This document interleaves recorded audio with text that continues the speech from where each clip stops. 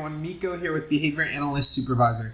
Thank you for joining us for our free Wednesday Zoom calls. Here you're watching on YouTube, but you could also join us on Wednesday. If you're interested in the link to these calls to join live, feel free to send us an email at info@behavioranalystsupervisor.com. You can also just check out our Instagram. We post questions every single day on Instagram. We also post the link to our free Zoom calls.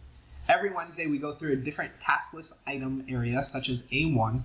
We'll talk a little bit about that task list item, and then we'll go through 3 mock exam questions relating to that task list area. We hope that this provides an opportunity for you to learn a little bit more about the task list and also dive deep into question dissection. We here at Behavior Analyst Supervisor really focus on providing explanations on why an answer is correct and why it's also incorrect. So we appreciate that you joined us. If you have any questions throughout the duration of this video, feel free to shoot us an email, hit that like and subscribe button for more information. Also, you can always leave a comment and we'll be sure to reach back out to you. Thanks again, and I'm Miko with Behavior Analyst Supervisor. You'll also be hearing from Amy and Kevin. Talk to you soon. Hey y'all, Miko here with Behavior Analyst Supervisor. Welcome to another free Wednesday Zoom. I hope everyone's doing well. I'm going to turn my video off in 1 second just because we post these to YouTube and my face gets in front of the screen. So just want to pop on, say hi to everyone. Hope everyone's studying is going well. But without further ado, let's go ahead and get started. Sweet. So a couple of quick announcements. First, we have a Section B intensive this Saturday, 8 a.m. Pacific Standard Time. If you're interested in that, feel free to just shoot me a message, shoot me an email, and I can give you a little bit more information to that. We released our 3rd full-length mock exam, so that's really cool too. You can find it on our website, and if you're a part of our All You Need crew, you have that in your account already. So I think that's all the announcements I have. Today, we changed up the theme. We're going with the pumpkin theme. If y'all have been on some of my, Tuesday, Thursday calls, we've used this theme in spirit of the holiday that's coming up. And then, come November 1st, it's all Christmas themes, y'all. I just bypass Thanksgiving and I go straight to Christmas. So fair warning. If you hear Christmas music in the background, I apologize in advance. So today, what are we talking about? I also need to apologize. I went to the dentist today, so half of my face is numb and half of my tongue. So if I sound weird or you can't understand me, so sorry. I'm gonna try my best. Today, we're talking about an important topic. It is E-4, responsibilities to clients and stakeholders. So this is ethics. It's impossible for me to talk about every single ethical code item in this section of the ethical code. I will tell you in this section of the ethical code, there are 16 different parts of the code that you should be familiar with. I will talk about a couple of them, one in particular, and then I have questions that focus on a few different ones. But in general, with ethics, we have some suggestions, and those suggestions are as follows. First, read the code. If you have never read the ethical code, you need to. It's one of those things that you must do in order to be successful. If you don't know the code, it's very difficult to answer the questions that we will go through, and so you should be super familiar with it, almost to the point where you know it front and back, right? The code is important. The answers to the ethics questions tend to be those things that really trip people up, and I think a majority of the reason is because we're not super familiar with it, and so I would highly suggest that you read the code, you become very familiar with it, you understand it, and you know it. Number 2, do not skip the intro. If you're anything like me, I skip the appendix of books. If it doesn't have a page number, I literally will skip until I see a page number. That is not something you should do with the ethical code, because E1 of the ethical code is intro. And so if you don't know those 4 core principles, if you don't know the ethics reporting procedure, again, it's going to be difficult to answer any questions. Therefore, you should read the entire code. Another piece of the code that tends to get skipped, but I think is important, is the glossary.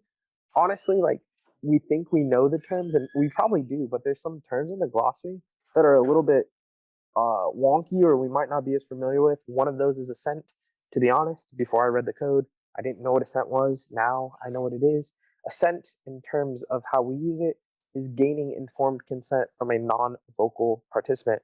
So if you have someone who does not have the ability to sign a consent form or say yes, then you can gain assent, which might be a thumbs up, a wink, an okay sign. Whatever the case is, it's a way to gain informed consent.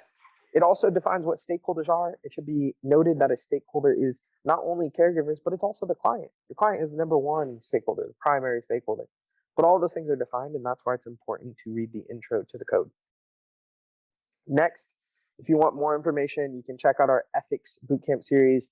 Like I said, if you're an all-you-need guaranteed person, that's in your account already at the bottom under bootcamps. If you're not, just message me and I can hook you up with that.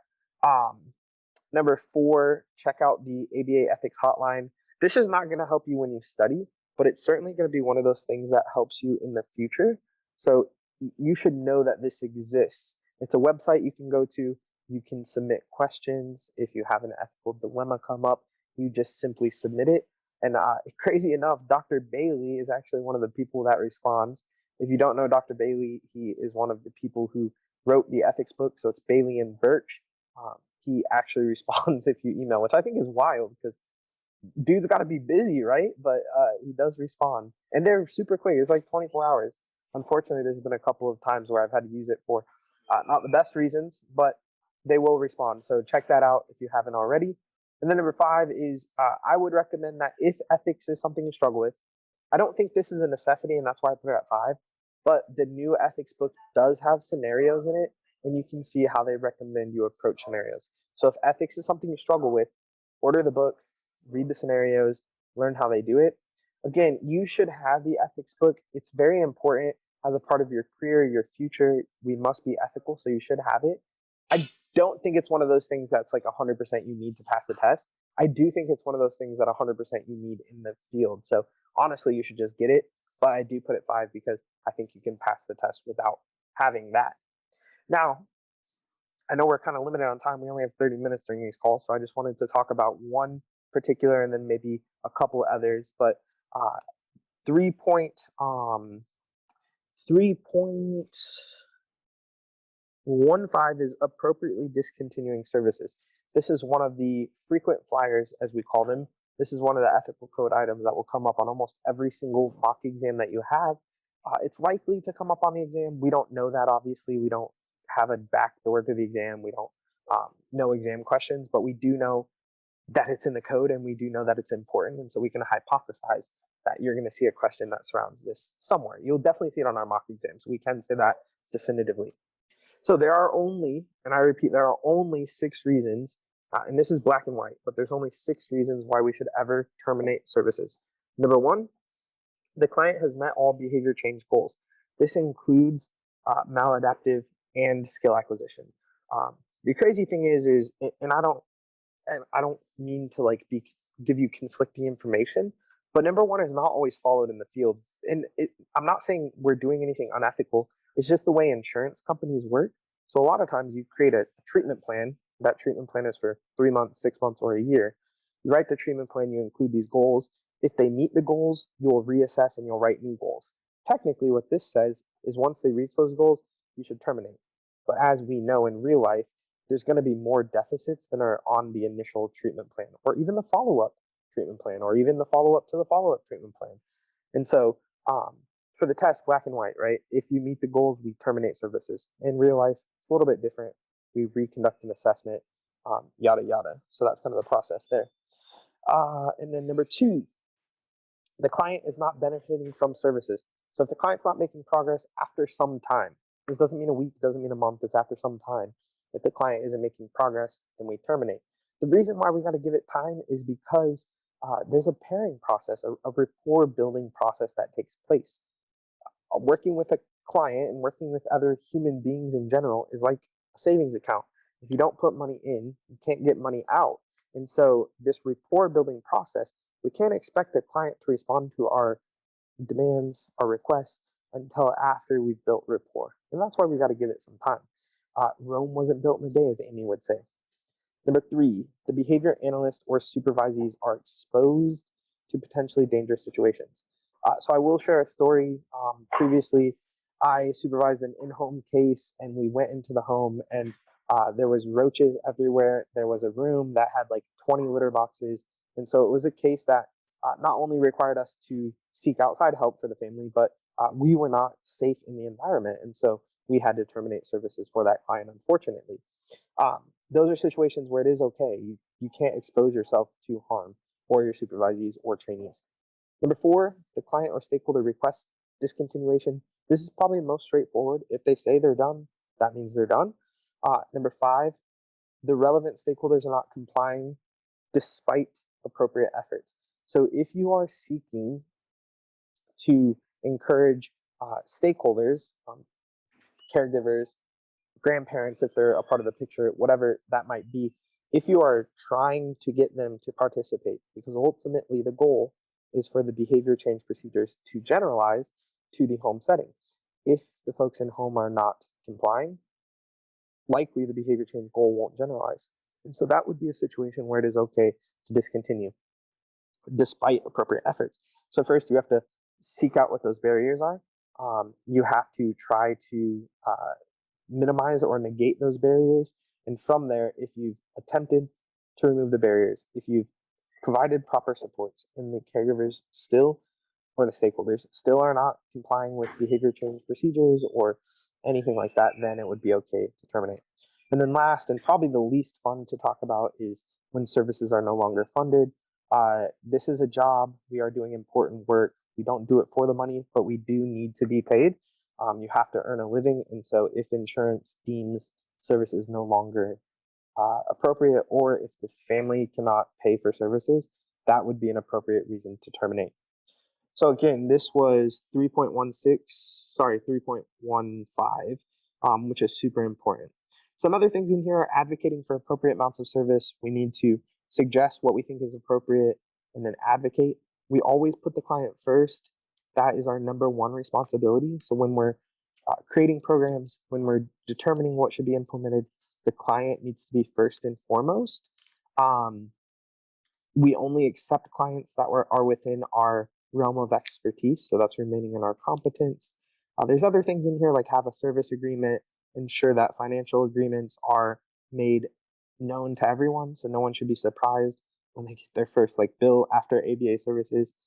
If we consult with other providers, we do consult only on behavior analytic things in nature, and then ensuring that we have informed consent. So those are all in here. Again, I would suggest you read it, and if you have questions, you're welcome to email me. I'm happy to jump on a 5 or 10 or 15-minute call, whatever it takes, to kind of talk you through this part of the ethics code. So without further ado, we are going to jump into 3 ethics scenarios. There's answer choices, so we'll go ahead and go through it. Sweet. Number 1, while working with a client that attends a local Head Start program, the Head Start has requested that you implement a sensory diet during mealtime. After refusing to do so, they have asked you not to return. What should you do next? A, continue providing services to the client at the Head Start. B, work with the Head Start to implement the sensory diet. C, provide the family with a paper behavior intervention plan to implement in your absence. Don't get hung up on the word paper. It could be electronic, whatever. D, advocate for an alternative service location to provide services. What would be the best answer? Throw your answers in the chat. There's 15 of us here, so when I get 7 chats, I will go through each answer.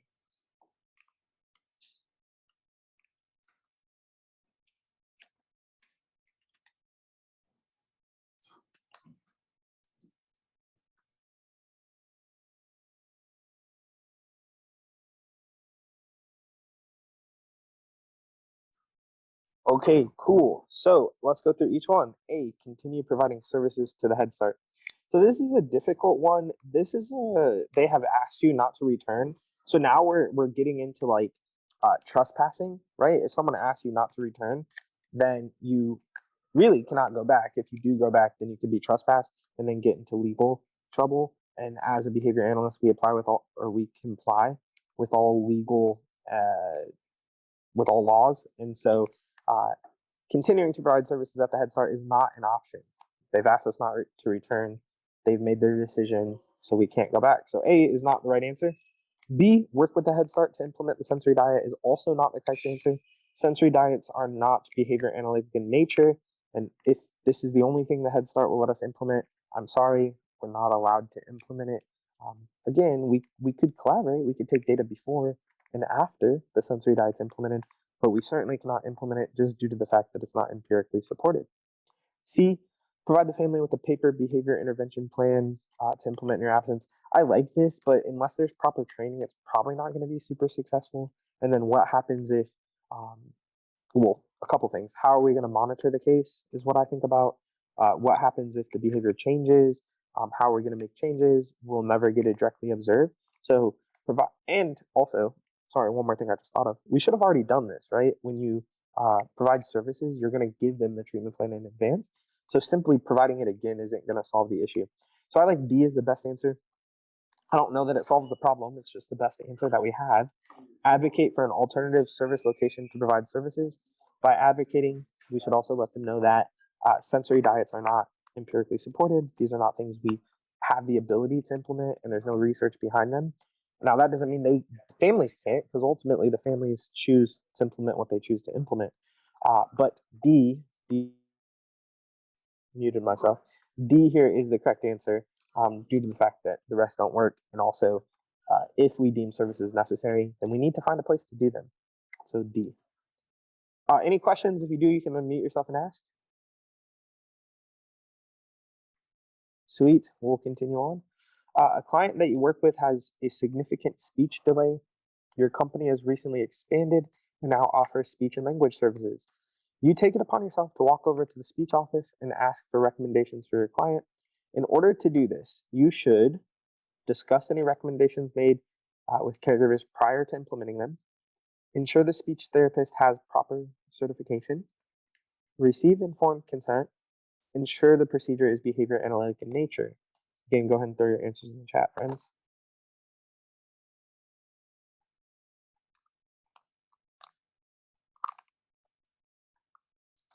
Sweet. Lots of answers coming in quickly for this one. I think this is, to me, this is maybe a hard question because it has 3 correct answers. One answer is just kind of an oddball and doesn't necessarily make the most sense, but 3 of them are all correct answers. It's just we need to do one of them before the others. So the oddball, I'm going to throw it out first, is B.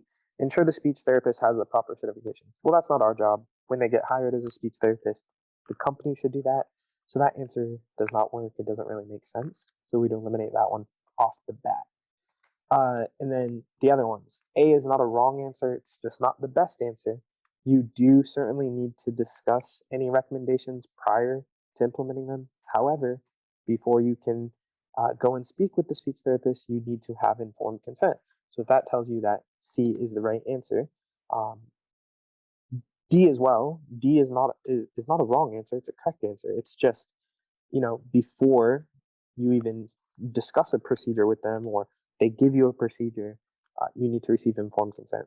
So if I were to say the steps, it would be receive informed consent first. After you discuss it with them, you do need to make sure that it's behavior analytic in nature. So D next.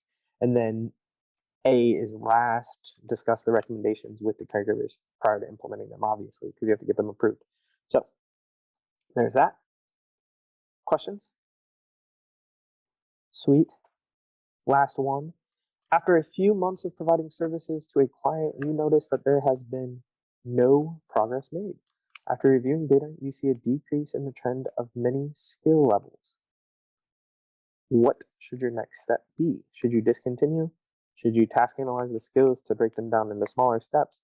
Should you conduct an FBA? Or should you consult with a more experienced analyst? I'm interested to see what you all select for this one. I think this is also a difficult one.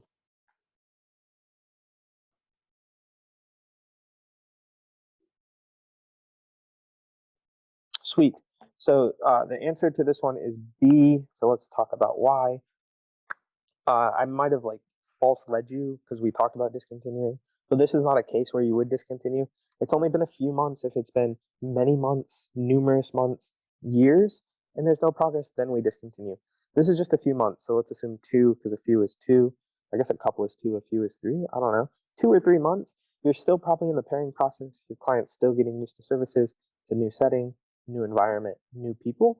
It's totally normal not to make a lot of progress in the first couple months of services. C, conduct an FBA.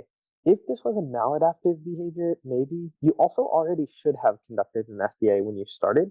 So if a new behavior came up, or the skills started decreasing out of nowhere, then an FBA would be warranted. However, you've already been providing services, so we should have done the FBA process previously. We don't need to consult with the more experienced analyst. You are certified. If it's a behavior you haven't worked with, if again it's been numerous months and your client hasn't made progress, then maybe you consult before you discontinue. That's not your first step. What you should do is potentially assume that the client doesn't have the proper skills. So let's break them down into smaller steps. Let's take the first step in a TA and break that down into its own TA and teach the client prerequisites to prerequisites, right? As much as we can do to really help build those prerequisites is what we should do. That's that.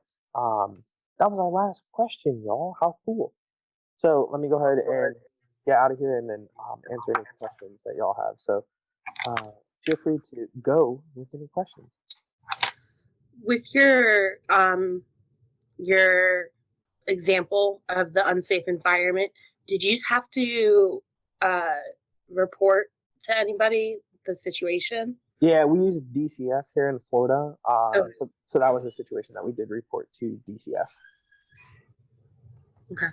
Yep. Just making sure. Yeah, of course. Wasn't sure. Sweet. When transitioning client to another clinician, what would those steps look like? So the first thing that we're going to do is create a transition plan. You do this at the onset. So you're going to make some deliverables. You're going to make a timeline. It should be some amount of time. This is where the ethical code gets difficult, because there's not it needs to be a week or it needs to be 3 months or whatever. It just says you need a transition plan. It shouldn't be one meeting though. And that's honestly what I've seen happen in a lot of places I've worked. And I think honestly, it's a little bit sad, but it should not be one meeting. It should be a few meetings. You should start by meeting, discussing. They should review the paperwork. The next step would be them to observe you while you're supervising. The next step would be for you two to supervise together. From there, you should let them supervise and you observe. And then from there, you can start fading yourself out. So that's kind of what it should look like. If you have a full caseload and they want to take on more clients, same sort of process. If you have a full caseload, you should not take on any new clients, no matter what your company says. Also been in situations like that. You all will probably be in situations like that as well. You kind of have to be firm.